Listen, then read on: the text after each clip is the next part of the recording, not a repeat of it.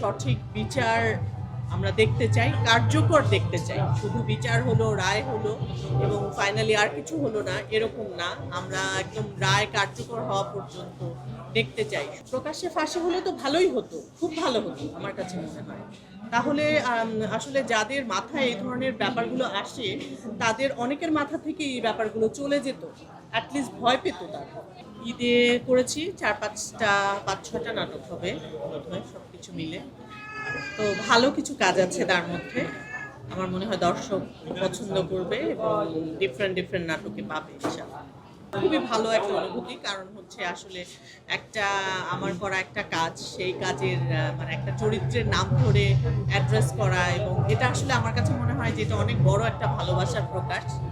So আমার তো খুব ভালো লাগছে। এটা আমি আমার ফেসবুক প্রোফাইলেও এটা নিয়ে আমি বলেছি যে আমরা প্রথমত হচ্ছে আমি একজন নাগরিক, আমি একজন নারী, এবং তার চেয়ে বড় কথা আমি একজন মা, একজন কন্যা সন্তানের মা।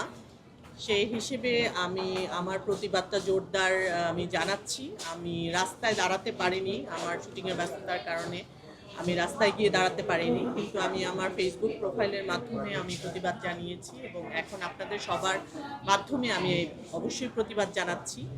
এর সঠিক বিচার আমরা দেখতে চাই, কার্যকর দেখতে চাই। শুধু বিচার হলো, রায় হলো এবং ফাইনালি আর কিছু হলো না, এরকম না।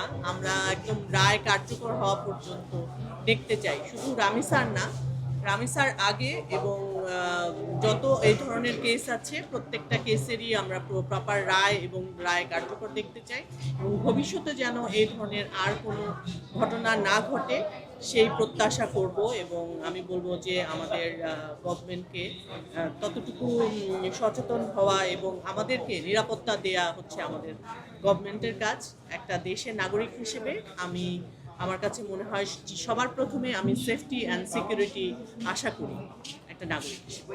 প্রকাশ্যে ফাঁসি হলে তো ভালোই হতো, খুব ভালো হতো আমার কাছে মনে হয়। তাহলে আসলে যাদের মাথায় এই ধরনের ব্যাপারগুলো আসে, তাদের অনেকের মাথা থেকে এই ব্যাপারগুলো চলে যেত, অ্যাটলিস্ট ভয় পেত তারা। আমি জানি না যে এটা রাইট অর রং, সেটা আমি বলতে পারবো না, কারণ আমি আইনের লোক না।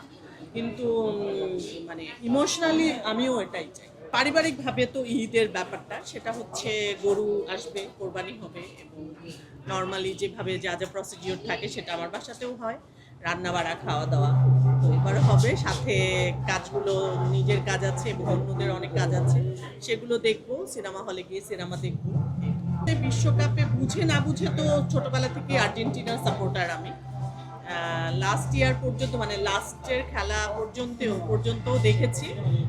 এবার সুযোগ পাবো কিনা জানি না, তবে অবশ্যই আর্জেন্টিনার খেলা হলে দেখার চেষ্টা তো অবশ্যই করব, কারণ এটা একটা বিশাল একটা আমার মনে হয় উৎসবের মতো।